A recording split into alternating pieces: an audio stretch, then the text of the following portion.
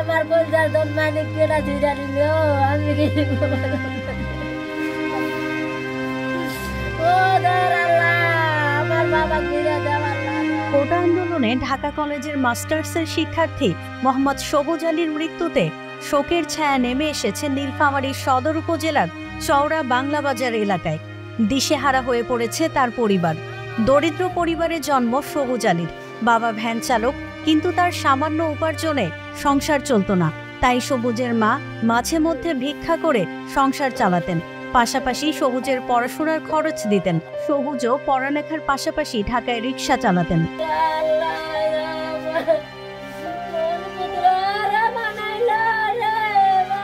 সবুজের বাবা মানিকগঞ্জে ভ্যান চালাতে গিয়েছেন।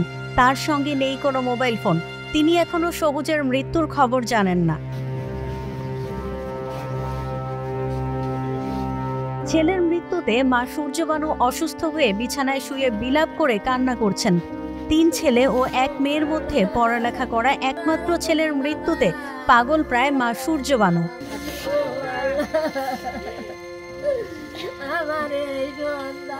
ছেলের মৃত্যুর বিচার চাইলেন তিনি।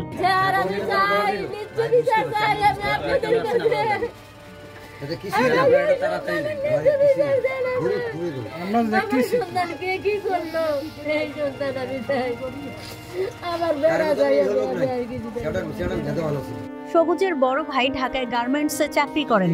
ছোট ভাই শারীরিক প্রতিবন্ধী ও একমাত্র বোনের বিয়ে হয়েছে। ছোটবেলা থেকেই সবুজের ব্যবহারে মুগ্ধ আত্মীয় স্বজন ও এলাকাবাসী।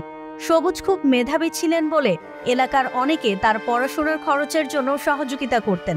সবুজ ছিল অত্যন্ত মেধাবী একজন স্টুডেন্ট। আপনারা জানেন যে প্রত্যেকটা পাবলিক বিশ্ববিদ্যালয়ের আন্ডারে যেগুলো কলেজ থাকে ওগুলো অবশ্যই পরীক্ষার মাধ্যমে যোগ্যতার মাধ্যমে কিন্তু অংশগ্রহণ করে কিন্তু চান্স নেওয়া লাগে। সে 7 কলেজের পরীক্ষার মাধ্যমে কিন্তু ঢাকা কলেজে চান্স পেয়েছিল। সে 18-19 সেশনের পরিসংখ্যানের একজন স্টুডেন্ট। সে অত্যন্ত ভালো একজন মেধাবী স্টুডেন্ট ছিল। আমরা একসঙ্গে লেখাপড়া করতাম সবুজের সাথে এসএসসি পর্যন্ত। সে অনেক মেধাবী ছাত্র ছিল। সে খুব কষ্ট করে লেখাপড়া করতো, মানুষের বাড়িতে কাজকাম করে। ঢাকাতে ভর্তি হয়েছে, ওখানেও অনেক টাকা পয়সা লাগে, ওখানে রিক্সা চালিয়ে অনেক কষ্ট করে লেখাপড়া করছে। মেধাবী ছাত্র অনেক। আমরা তো আর লেখাপড়া করতে পারিনি, উনি তো আল্লাহ রহমতে করছিল। যদি ওনার বাবাও খুব গরিব লোক, ভ্যান চালে খাইতো।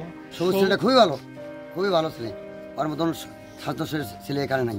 এখানে এত গরিব বড় বড় লোক আছে, এখানে এত লোক লেখাপড়া করতে পারেনি। গরিব মানুষ আর মাও এসআইয়া চিন্তা আনিয়া এবারে আনিয়া এক শিক্ষিত করাইছে। মা মানুষের বাড়ি ভিক করিয়া সংসারটা পরিবার চালায়। তার ভাই একটা গার্মেন্টসে চাকরি করে, তার বাবা রিক্সা চালায়, এই পর্যন্ত আর কি। এদিকে সবুজের মৃত্যুতে নীলফামারী জেলা আওয়ামী লীগের আয়োজনে সংবাদ সম্মেলন করা হয়েছে। সেখানে সাংবাদিকদের সামনে বক্তব্য রাখেন সদর আসনের সংসদ সদস্য আসাদুজ্জামান নূর। একজন দরিদ্র ঘরের সন্তান, যার পিতা একজন ভ্যান চালক, যার ভাই ঢাকায় গার্মেন্টসে একজন শ্রমিক, যার বোন যে পরিবারটি এই আজকে যে ছেলেটির আমরা সংবাদ পেয়েছি সমাজে, তাকে ঘিরে তাদের অনেক স্বপ্ন। সেই স্বপ্নটা কিন্তু এক নিমেষে বিশ্বাস হয়ে গেল। একটা ছাত্রলীগের কর্মীকে কারা হত্যা করতে পারে? নিশ্চয়ই ওই দেশ বিরোধী শক্তি। নীলফামারী থেকে ইয়াসিন মোহাম্মদ সিথুরের তথ্য ও ভিডিও নিয়ে রিপোর্ট risingBD.com।